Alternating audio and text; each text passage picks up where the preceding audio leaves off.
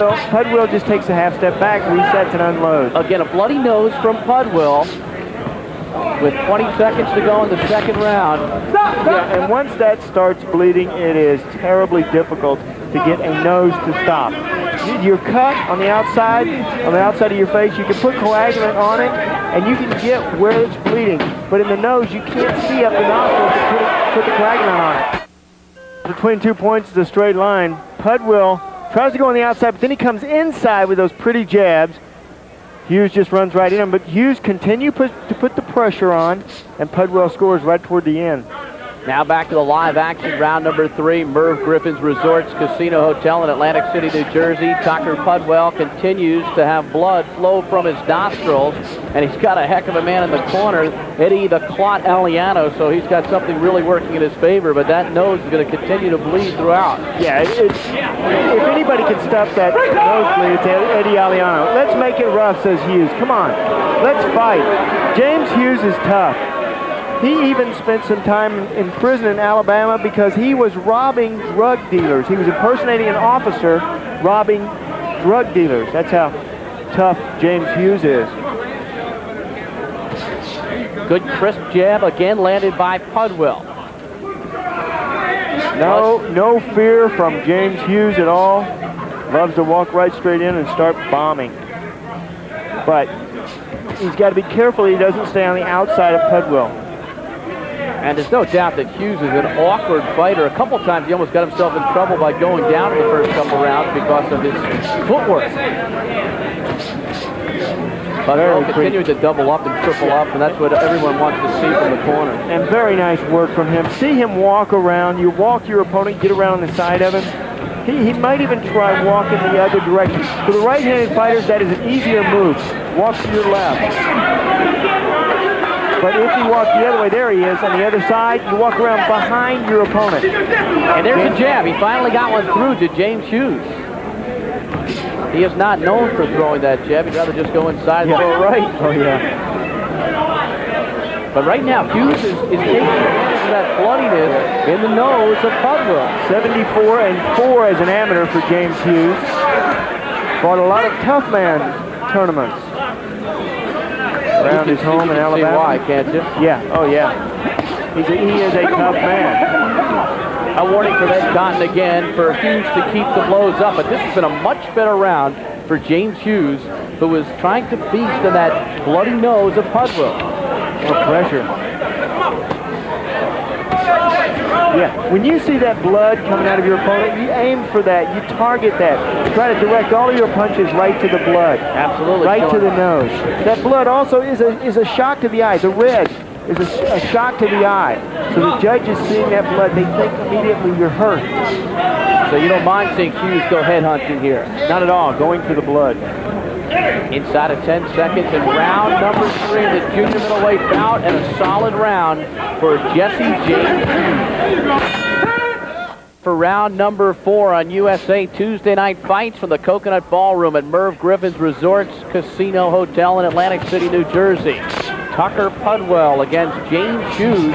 And there was some bloodiness inside the nose of Pudwill that Hughes was able to take advantage of in the third round. And now a solid right landed by Pudwill.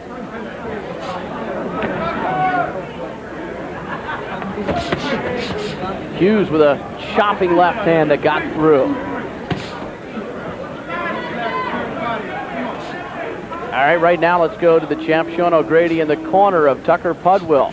Perhaps the best cut man in the boxing business, Eddie Aliano. How does the cut look inside the nose? Good. They just got a blood vessel in there that's a little ruptured, I guess, and it's causing him a little problem. It's not causing any problem. It's not going in his mouth or anything like that. And it causes breathing. Just that it's just bleeding, that's all. Yeah. Other than that, it's not a problem. That should be a tough cut to stop. Right, what do you put on it? What do you I got adrenaline, I got thrombin, I got a good mixture of my own stuff. Everything they make. Yeah. Everything they put out on the market, I'll buy it. He complaining about anything? Not yet. It's just that he told the kid to keep the jab in his face and go to your right. Yeah, he's doing good. Fighting a beautiful fight. What do the next few rounds hold for Tucker? Look real good. He got his style figured pretty good. Okay. Good luck to you, Eddie. Okay, thanks a lot. Let's go back over to Bruce Beck. They're doing okay over here. Well, Sean, it's the kind of night when you'd like to have the clot in your corner, Eddie Aliano. There's a double jab now from Hughes. And then he eats some leather in a 1-2 combination by Pudwill.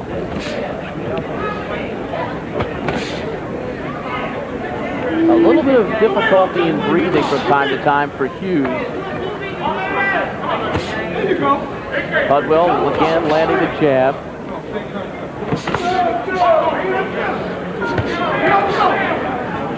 And now Hughes trying to turn it into a brawl again and doing an effective job. Yeah, but doing it because Pudwill not moving as much as he was earlier in this round. They want to keep Pudwill moving like that. They want to keep a very nice feint from him, keep him on the outside, keep him at the angle. The bleeding better controlled in this 4th round. Yeah, Aliano is an outstanding cut man.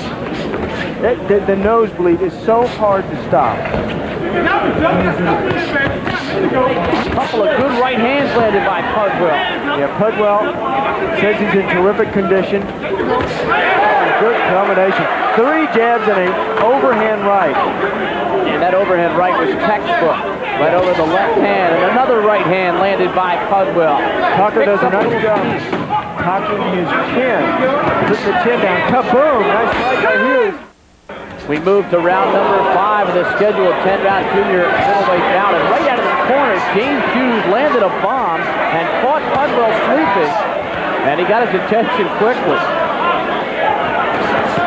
Hughes is a cagey veteran. He'll do whatever it takes to try to win this bout. Yeah, they fired Hughes up between rounds. Now talking to Pudwill. James Hughes.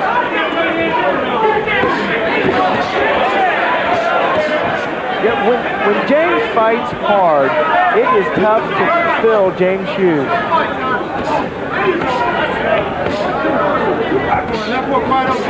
Good movements by Pudwill as he slipped that punch and landed.